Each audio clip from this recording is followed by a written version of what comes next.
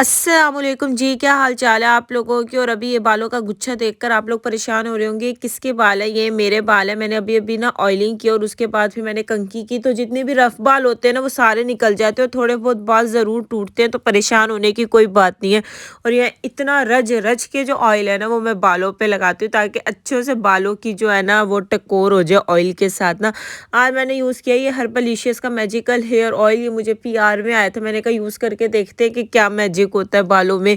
वरना वैसे मैं ये ऑर्गेनिक एक्स का हेयर ऑयल यूज़ करती हूँ। मेरी थर्ड बॉटल है। जब से मैंने ये यूज़ करना स्टार्ट किया ना, इसके अलावा मैंने कोई और ऑयल कभी यूज़ नहीं किया। लेकिन अब मेरे पास ये पीआर आया हुआ था, मैंने कहा चलो वो यूज़ करके देखती हूँ। और ये वाटिका का मैं हेयर ऑयल लाई थी। इसे मैंने सिर्फ एक दो दफ़ा यूज़ किया, उसके बाद ये ऐसे का ऐसे ही पड़ा है। फिर मैंने इसे यूज़ ही नहीं किया। बहुत ही फजूल ऑयल है वाटिका का। एक तो इतनी स्ट्रॉन्ग फ्रेगनेंस है और कोई खास ऑयल भी नहीं है। और ऑयलिंग तो मैंने कर ली थी। मैंने कहा थोड़ी स्किन केयर भी कर लेती हूँ, क्योंकि अभी मुझे शावर लेने जाना था और सर्दियाँ आते हैं ना, वैसे भी कोई स्किन केयर नहीं होती और जो कि करनी चाहिए, लेकिन इतनी आलकस हो जाता है इंसान सर्दियों में। इतनी ठंड है कि कुछ करने को दिल ही नहीं करता। मैं ये सिर्फ सिंपल से सईद गनी का ख़ास संदल उपटन है, ये लगा रही हूँ। और इसमें मैं ये स्किन पॉलिश डाल रही हूँ। अगर आपके पास स्किन पॉलिश नहीं, आप रोज़ वाटर यूज़ कर सकते हैं, मलाई यूज़ कर सकते हैं, दूध में उसका पेस्ट लगा सकते हैं। उपटन एक ऐसी चीज़ है जिसे लगाने से ना स्किन एकदम चमक जाती है, ग्लो आ जाता है। गर्मियों में तो मैं रोज़ लगा लेती हूँ, लेकिन सर्दियों में मैं ना बहुत कम लगाती हूँ, नहीं लगाया जाता, ठंडा होता है।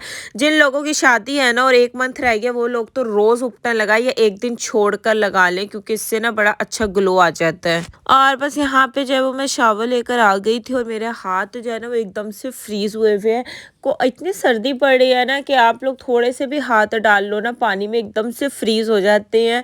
वैसे आप कहेंगे ये रोज़ ही सर्दी का ज़िक्र कर रही होती है, बस क्या करें, सर्दी का रोज़ का ही ड्रामा चल रहा है ना आजकल। रोज़मर्रा ज़िंदगी में यही चल रहा है कि सर्दी बहुत ज़्यादा है, तो रोज़ ही ज़िक्र करना पड़ता है।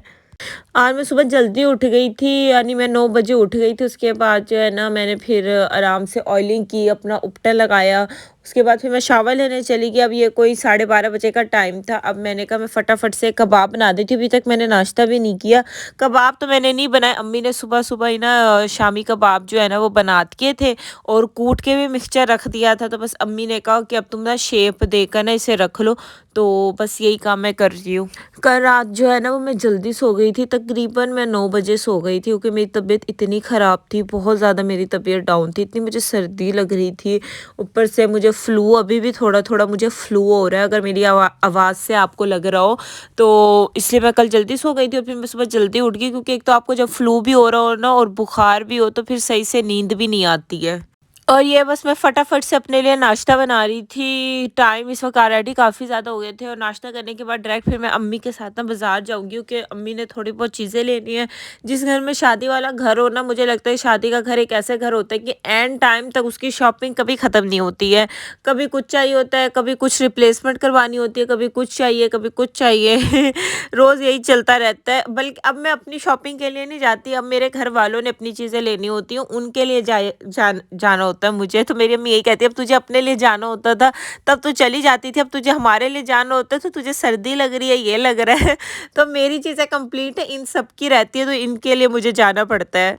मैंने तो एडवांस में ही अपनी सारी तैयारी कर ली थी जो है ना, तो इसलिए मेरी तैयारी तो अब कंप्लीट है। अब जो लेने देने के कपड़े हैं, जो अम्मी ने, मेरी बहन ने, अब्बू ने शादी में पहनने हैं, उस टाइप की जो चीज़ें ना वो लेनी होती हैं। बस यहाँ पे नाश्ता करने के बाद मैं आ गई थी अम्मी के साथ बाज़ार, और अम्मी यहाँ पे कुछ कपड़े वगैरह देख रही थी।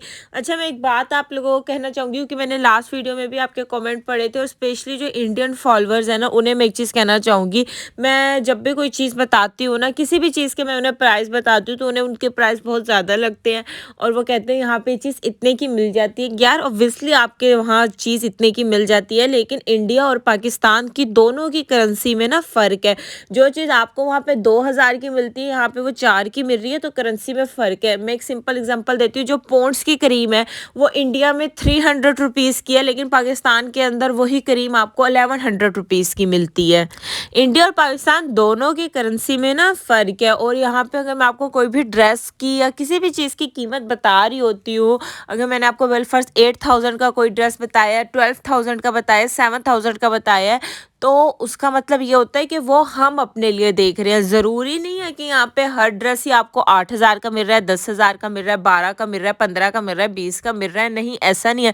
पाकिस्तान के भी अंदर आपको 2,000, 3,000, 4,000 के ड्रेसेस मिलते हैं। डिपेंड करता है कि आप लोग क्या लेना चाहती हैं। मिलने को यहाँ पे भी 2,000 का ड्रेस मिल जाता है, 3,000 का ड्रेस मिल जाता है, और लेने को यहाँ पे 5 लाख का ड्रेस भी मिल जाता है, लाख का भी ड्रेस मिल जाता है। डिपेंड करता है कि आप लोग चीज़ क्या लेना चाहते हैं। फॉर एग्जाम्पल इंडिया में एक डिज़ाइनर है, मैं उनका नाम भूल गई हूँ, अभिनव मिश्रा, इसी तरह से उनका कुछ नाम है। पाकिस्तान में बहुत से लोग उनके ड्रेस इतने कॉस्ट देकर मंगवाते हैं, और उनके ड्रेस हाईली एक्सपेंसिव होते हैं। कोई 4 लाख, 3 लाख इस टाइप के उनके ड्रेसेस होते हैं। तो वहाँ पे इंडिया में सस्ते ड्रेस भी मिलते हैं। इसी तरह पाकिस्तान में अगर आप डिज़ाइनर से ड्रेस लेते हैं तो वो महंगा पड़ता है, अगर आप कहीं और से लेते हैं तो आपको सस्ता मिल जाता है। डिपेंड करता है कि आप चीज़ कहाँ से लेते हैं। और बस कपड़े-शपड़े ले लिए थे, अटल जो है वो भी ले ली थी, क्योंकि कपड़े लो अटल ना लो ऐसा तो हो नहीं सकता ना, क्योंकि वो मैचिंग तो अम्मी ने सारी कंप्लीट करके ही घर जाना होता है। उसके बाद फिर हम ज्वेलरी शॉप पे चले गए थे, ज्वेलरी वगैरह लेने के लिए, और बस देखते-देखते शॉपिंग करते-करते ये टाइम हो गया था शाम का, कोई 6 बज रहे थे। आपके सामने इस वक़्त अंधेरा हो रहा होगा, जब हम आए थे उस वक़्त दोपहर थी, अब हम जब घर वापस जा रहे हैं तो बिल्कुल अंधेरा हो गया है। और बस यहाँ बाज़ार से आकर मैंने फटाफट से जो है ना फिर मैंने चाय बनाई है, क्योंकि मुझे इतनी सर्दी लग रही थी, ऊपर से सर में भी बहुत दर्द हो रहा था। शायद मैं शावर लेकर बाज़ार चली गई इसलिए ऐसा हो रहा है, वरना मैं जब भी बाज़ार जाती हूँ ना मैं समोसे लेकर आती हूँ, लेकिन आज मैं समोसे भी लेकर नहीं आई क्योंकि मेरा दिल ही नहीं कर रहा था। मैंने कहा बस घर जाऊँगी ना, घर जाकर बस चाय पीऊँगी ताकि थोड़ा सुकून मिले। अच्छा, सर्दियों में ऐसा होता है कि किसी की भी इंसान चाय देख रहा होता है ना वीडियो में, उसका इतना दिल करता है पीने को ना। मैं भी किसी का व्लॉग देख रही हूँ ना और उसमें चाय आ जाए, मेरा बड़ा दिल करता है पीने को ना। लेकिन गर्मियों में मुझे चाय से उलझन हो जाती है। गर्मियों में अगर मैं किसी की वीडियो में चाय भी देख लूँ ना, मुझे उकताहट सी होने लग जाती है। बेशक बहुत से लोग चाय लवर होते हैं, उनके लिए गर्मी या सर्दी में चाय का कोई कॉन्सेप्ट नहीं है, लेकिन मेरे नज़दीक चाय का कॉन्सेप्ट है। गर्मियों में मुझे चाय बिल्कुल भी अच्छी नहीं लगती, लेकिन सर्दियों में मुझे चाय से ना मोहब्बत हो जाती है। यहाँ पे बस मैं चाय के साथ केक पीस खा रही थी। अच्छा, मुझे चाय के साथ केक पीस हो, केक रस हो, बिस्किट्स हो, मुझे इतने अच्छे लगते हैं ना, मुझे बड़े पसंद है। आप लोगों को पसंद है और फिर या ये नहीं? रात के कोई 8 या साढ़े 8 बजे का टाइम था, और बस मैं अपने लिए डिनर बना रही थी, अपना और अपनी बहन का बना रही थी। और सालन आज हमने कुछ भी नहीं बनाया था, बस ये अम्मी ने जो सुबह कबाब बनाए थे ना, मैंने कहा वो बर्गर बना लेती हूँ कि कल चिकन बनाया था तो वो पड़ा हुआ था, तो अब्बू वही खा लेंगे। साथ में मैंने शामी कबाब भी फ्राई कर दिए थे ना, तो आज हमने यही खाने में खाया। बाकी और हमने आज कुछ भी नहीं बनाया, क्योंकि एक तो गैस भी नहीं थी, गैस भी बहुत कम कम थी, और मेरा रोटी खाने को बस दिल भी नहीं कर रहा था। तो फिर मैंने कहा मैं अपने लिए ना बर्गर बना लेती हूँ। ये वो बर्गर है जो हर किसी के घर में बनते हैं, अंडा शामी वाले बर्गर ना। और जितने फोड़ तरीके से मैं ये बर्गर बना रही हूँ ना अल्लाह तौबा है। जब मैं वॉइस ओवर कर रही थी ना, मैं यही देख रही थी कितने फोड़ तरीके से मैं ये बर्गर बना रही हूँ, क्योंकि गैस बहुत कम थी और मेरे पास जस्ट 5 मिनट थे, उसके बाद गैस ने चले जाना था। तो मेरी जो कोशिश थी बस जल्दी जल्दी से ना मैं ये सारा काम कंप्लीट कर दूँ।